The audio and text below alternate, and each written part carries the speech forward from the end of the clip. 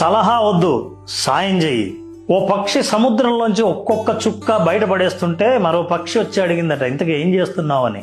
ఈ సముద్రం నా పిల్లల్ని ముంచేసింది, అందుకే ఈ నీళ్ళని తోడేస్తున్నా అందట కోపంగా. నీకేమైనా పిచ్చా? ఇన్ని నీళ్లు తోడాలంటే నీ జీవితం కూడా సరిపోదు అంది. వెంటనే ఆ పని చేస్తున్న పక్షి, సలహా కాదు, సాయం చెయ్యి అంది. మెల్లిగా ఈ వార్త తెలిసి భూమి మీద ఉన్న పక్షులన్నీ ఒకే కంఠంతో సలహా కాదు, సాయం చెయ్యి అంటూ సముద్రంపై వాలిపోయాయి. ఈలోపు విష్ణుమూర్తి వాహనం గరుడు కూడా బయలుదేరబోయాడు. అయితే విష్ణువు, నువ్వు వెళ్తే నా పనులన్నీ అయిపోతాయి కదా, అయినా అది సాధ్యమయ్యే పనేనా అన్నట్ట. వెంటనే గరుడు కూడా, స్వామి సలహా కాదు, సాయం చేయండి అన్నదట. వెంటనే విష్ణుమూర్తి కూడా దిగి రావాల్సి వచ్చింది. సముద్రుడు భయపడిపోయి ఆ పక్షి పిల్లల్ని తిరిగి ఇచ్చాడట.